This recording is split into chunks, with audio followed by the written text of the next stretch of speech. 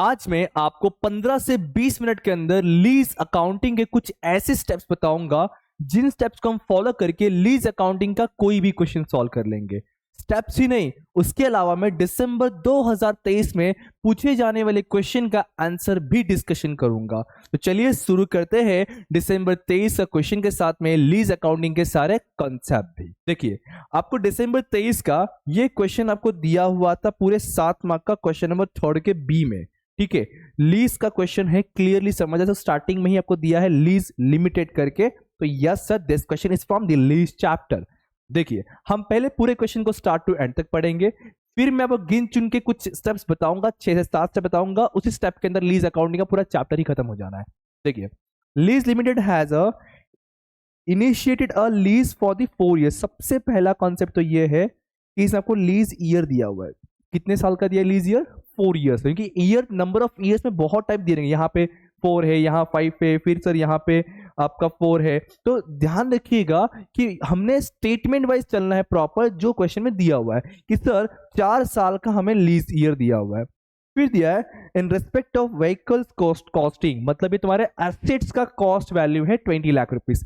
Assets का cost value है 20 lakh rupees with expected useful life of 5 years. अब यहाँ कंफ्यूज होता है, दोनों ने डिफरेंस किया है। हमने लीज लिया 4 साल का, और जो एसेट ले रहे हैं इस एसेट का लाइफ पीरियड है, एस्टिमेट लाइफ पीरियड है 5 साल, जो बेसिकली हम ज्यादातर यूज करते हैं डेप्रिसिएशन एंड ऑल के अंदर।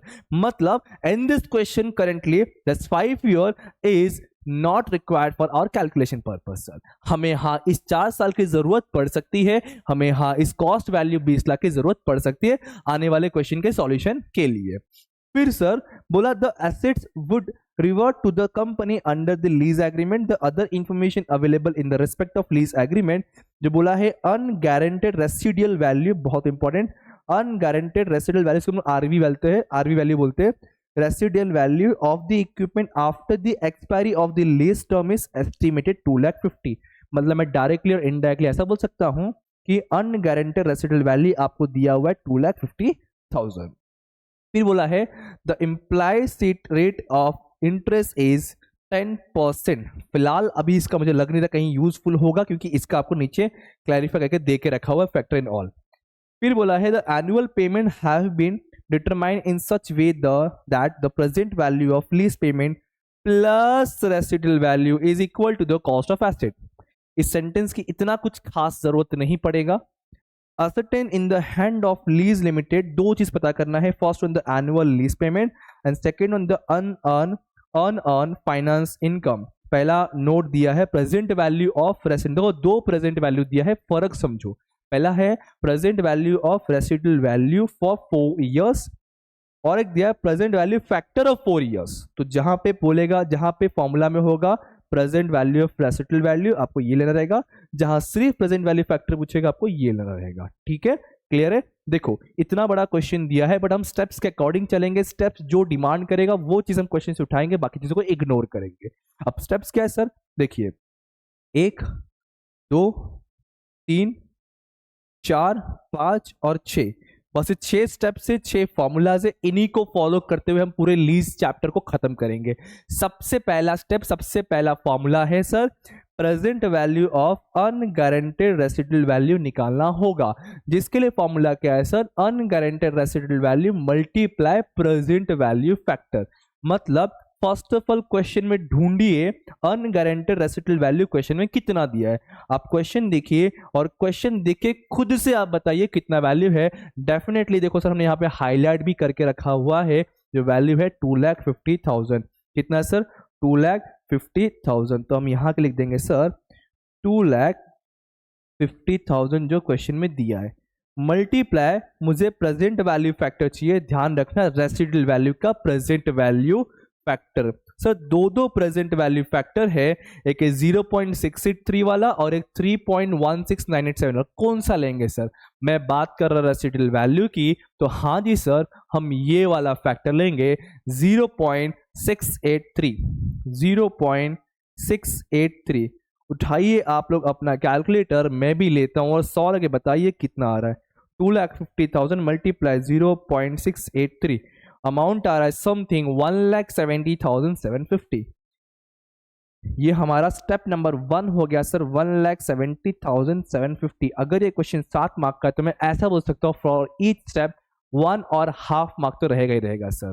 ठीक है, तो ये हमारा फर्स्ट स्टेप निकल गया सर 1,70,750। अब चलेंगे स्टेप नंबर 2 जिसमें फॉर्मूला क्या है sir, present value of lease payment. उसके लिए फॉर्मूला क्या है sir, fair value minus present value of unguaranteed residual value. ये वैल्यू हमें ऑलरेडी मिल चुका है, ये देखिए गॉट इट, मतलब ये अमाउंट यहां पर आएगा। अब मुझे जानना है सिर्फ फेयर वैल्यू कितना है, मुझे क्या जानना है सर, फेयर वैल्यू। और फेयर वैल्यू कहां से पता करेंगे, क्वेश्चन से।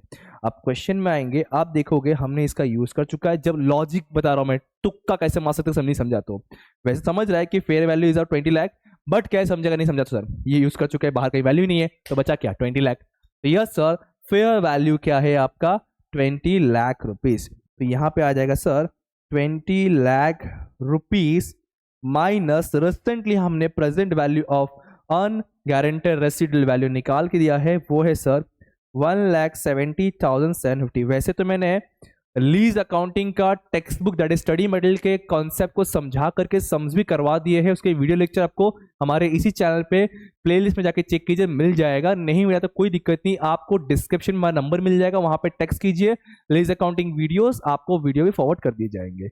ओके, अब इसका डिफरेंस निकालिए, कितना अमाउंट आ रहा है, -20 लाख। तो ये आ रहा है सर अमाउंट सेकेंड स्टेप पे हमारा 18,29,250 रुपीज सर। कितना आ गया 18,29,250 रुपीज सर। ये हमारा स्टेप नंबर 2 हो गया। हमने सिर्फ 2 स्टेप कंप्लीट किया है, 6 स्टेप करना है सर, 2 हो चुका है। अब बढ़ेंगे थर्ड की तरफ। थर्ड क्या फॉर्मूला देखिए, present value of lease payment as percentage of fair value. तो उसके लिए सर ये डिवीजन फॉलो करना है। अब उसके लिए सर देखिए present value of lease payment कहाँ मिलेगा, अरे सर देखो रिसेंट निकाला, मतलब ऐसा हो रहा है हर एक स्टेप में उसके ऊपर वाले स्टेप का अमाउंट यूज हो रहा है सर। तो यहां पे हमें ये निकल चुका है। अब क्या चाहिए, फेयर वैल्यू मालूम है सर 20 लाख के, तो लिख लेते हैं यहां पे सर जो अमाउंट मिला है वो है 18,29,250 रुपीज। डिवीजन में फेयर वैल्यू हमारे क्वेश्चन में सर 20 लाख रुपीज है, तो डिवाइड कर लीजिए 18,29,250 डिवाइड बाय 20 लाख। तो ये आ रहा है समथिंग, अगर परसेंटेज निकालना तो मल्टीप्लाई 100 कर लीजिएगा, ठीक है।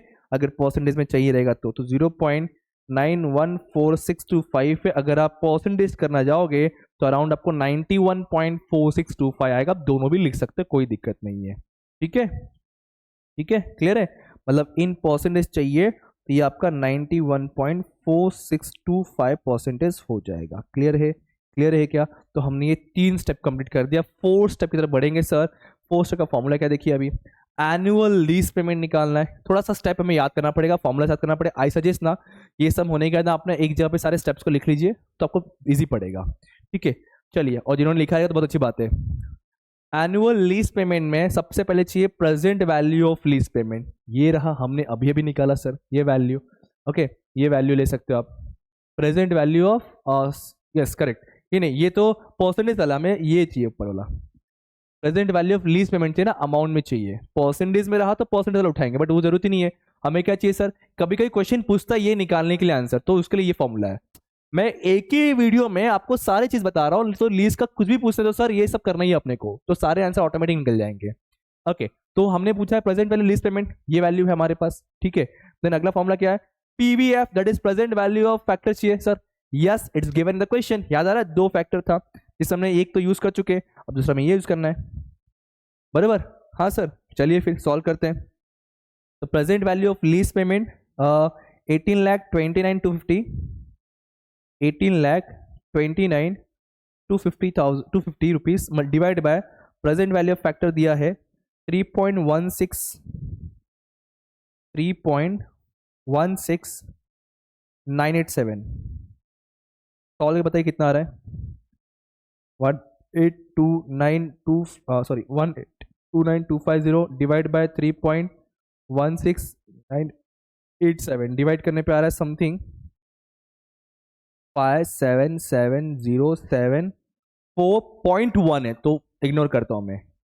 कि नॉट मोर देन 5 है वो, तो ये 5,77,074 रुपीज आ रहा है हमारा इस स्टेप में। और थोड़ा याद कीजिए क्वेश्चन में पहला क्वेश्चन ही क्या था आपका, ये था शायद से ना, हाँ सर देखो ना, एनुअल लीज पेमेंट, और ये रहा एनुअल लीज पेमेंट, मतलब हमारे क्वेश्चन के अकॉर्डिंग ये हमारा पहला फाइनल आंसर रहेगा sir. Is that clear? Is that clear student? तो ये हमारा फर्स्ट आंसर मिल गया हमें हमारा। डन। अब चलते आगे स्टेप बढ़ाते, ग्रॉस इन्वेस्टमेंट निकालना, इसके लिए एनुअल लीज पेमेंट जो रिसेंटली निकाला सर वो लिख दूंगा मैं, 5,77,074 rupees multiply number of year lease, याद रहेगा तो क्वेश्चन के स्टार्टिंग में 4 इयर्स था, मैंने हाईलाइट भी किया रहेगा, ये देखिए ये मल्टीप्लाई 4 हो जाएगा। फिर सर ये जो भी आएगा उसके साथ में अनगारंटेड रेसिडुअल वैल्यू को प्लस करना है, और क्वेश्चन में गिवन है अनगारंटेड रेसिडुअल वैल्यू कितना sir, 250। Everything is given in the question, you just have to follow the steps of formula, आपका आंसर निकल जाएगा। 7 मार्क ऐसे ही आएगा आपके पास। तो सर 2,50,000 इसमें ऐड होना है। सवाल आगे बताइए कितना आ रही है, मल्टीप्लाई 4 प्लस 2,50,000, ये अराउंड कुछ आ रहा है, किधर भाग गया, नाराज हो गया, हाँ तो ये आ रहा है सर 25,58,296.55 है, तो आई कैन टेक लाइक 97, ठीक है। और जब पॉइंट में आया तो अपने आप को सेफ जोन में रखने के लिए अप्रोक्स लिख लीजिए, बेटर रहेगा, ठीक है। चलिए ये मिल गया। अगला और आखिरी स्टेप लीज अकाउंटिंग का, और मुझे लगता है 15 मिनट भी नहीं हुआ लीज अकाउंटिंग खत्म होने वाला है, ठीक है।